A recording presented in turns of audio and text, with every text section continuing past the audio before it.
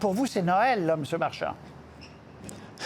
Oui, votre journaliste disait c'est la fin d'un psychodrame. Il a raison. On a maintenant tous les coups des franges pour avancer, pour ne plus regarder en arrière, arrêter de faire de la stagnation, là, malgré qu'Éric Duhem continuera d'en parler ad nauseam.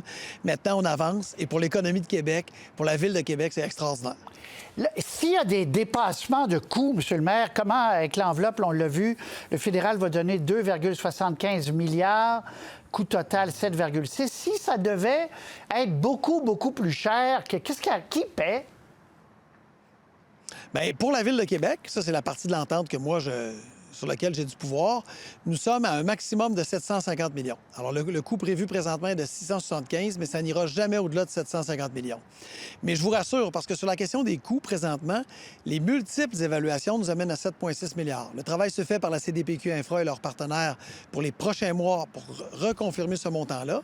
Est-ce qu'il sera à 7,4, à 7,5, à 7,7? On verra.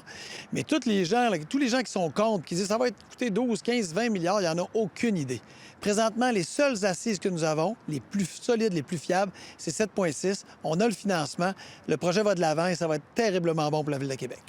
Comment vous percevez ce genre d'annonce? Parce que des gens qui nous écoutent pourront dire comment ça se fait que ça débloque à quelques semaines d'une campagne électorale au Québec? Ça fait quand même, il y a certaines provinces qui ont signé il y a 2 ans. Comment vous voyez, vous, l'aboutissement de ce dossier-là? Bien, vous avez raison. Ça fait longtemps qu'on attendait. Ce que je vois, c'est 2 premiers ministres qui décident de mettre de la volonté, qui décident de s'entendre, puis qui disent à leurs équipes, on va de l'avant. J'avais déjà dit, là, on va les enfermer dans une salle, puis on ouvrira la salle quand ils seront entendus. Quand on cherche des voies de passage, on les trouve. Quand on n'en cherche pas, quand on veut faire valoir X, Y, Z et qu'on pense qu'à notre intérêt et non pas à l'intérêt du citoyen, on les trouve pas, les voies de passage. Alors, Mme Fréchette arrive, et je salue sa volonté. Elle avait dit, je veux signer les ententes, et c'était fait à un temps record. Et ça ne peut pas se faire seul. Le fédéral, le gouvernement Carney a aussi agi là-dedans. Je salue la volonté des 2 premiers ministres et de leurs équipes, M. Charette, M. Robertson, les équipes qui ont travaillé là-dessus. Quand on veut, là, on peut. Puis ça, c'en est une démonstration. Et c'est bon pour tout le monde, c'est bon pour tout le Québec. Il était temps qu'on arrive là. Et une chance qu'on a eu la volonté de ces gens-là, c'est ce qui fait qu'on s'entend aujourd'hui. Donc, vous, votre côté pragmatique est bien servi.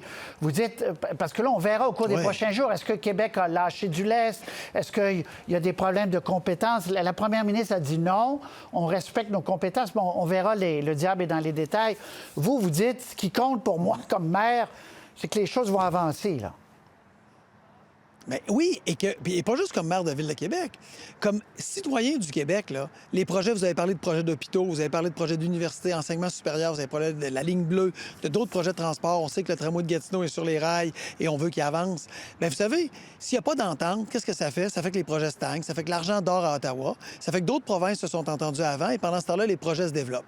Bien, au Québec, si on veut se développer, il faut pouvoir justement s'entendre, arrêter de chicaner, arrêter de trouver des raisons pour ne pas s'entendre, puis regarder en avant. Avec l'argent, on est capable de faire beaucoup de choses. Le Québec en a besoin.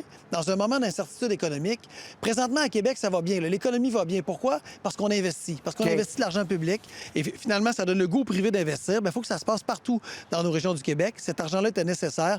Et je salue la volonté des acteurs, M. Carney, Mme Fréchette, d'arriver à une entente. C'est signe d'un leadership qui est d'ouverture, d'un leadership qui veut aller de l'avant, qui veut livrer des gestes concrets. OK, vous êtes pragmatique. Il n'y a pas de cynisme. Vous dites, on est pragmatique. Tant mieux si l'échéance électorale a accéléré les choses. Vous dites, tant mieux, parce que, selon vous, le citoyen va gagner.